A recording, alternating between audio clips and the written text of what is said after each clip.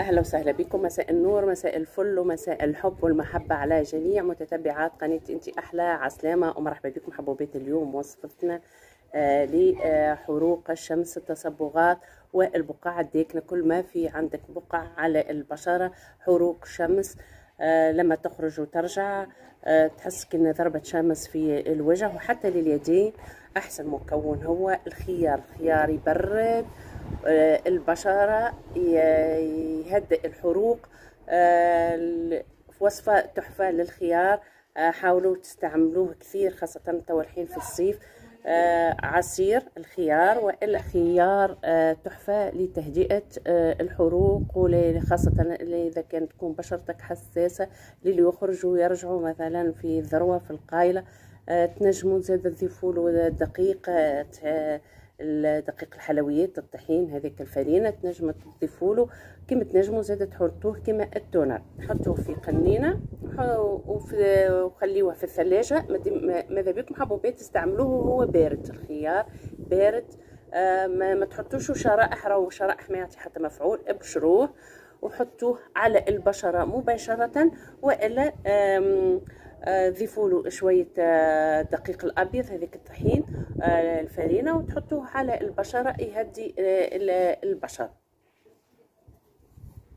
حبوباتي فضلا وليس امرا، المشتركه في القناه تعمل لايك، واللي دخلت جديده تعمل اشتراك وتفعل الجرس باش يوصلكم كل جديد. هذه هي حبوبات الوصفه.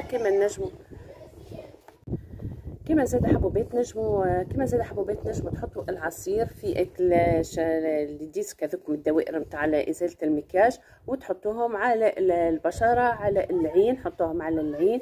حبوبات الماسك تخليوه على البشره لمده 15 دقيقه، ومن بعد تغسلوا بالماء الفاتر، وبعدها الماء البارد. ماذا بكم زاد تمرروا مكعبات الثلج راهي تبرد وتسد المسامات تهدئ خاصة البشرة المتهيجة من حرارة الشمس، وإلى البشرة اللي بطبيعتها تبدأ متهيجة.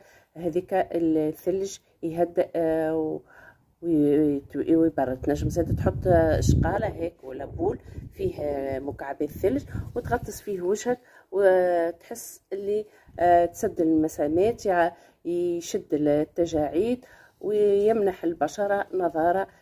حبوبات الوصفة سهلة وبسيطة كما قلت لكم، جربوها.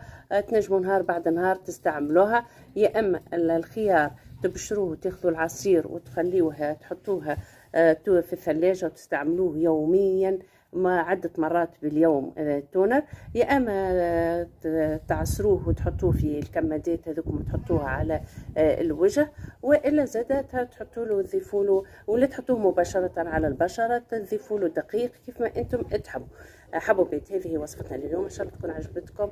ما تنسيوش لايك وتعليق للفيديو، تعليقاتكم مهمه. ثم بقى لي كنقول لكم الى اللقاء وتصبحون على محبه.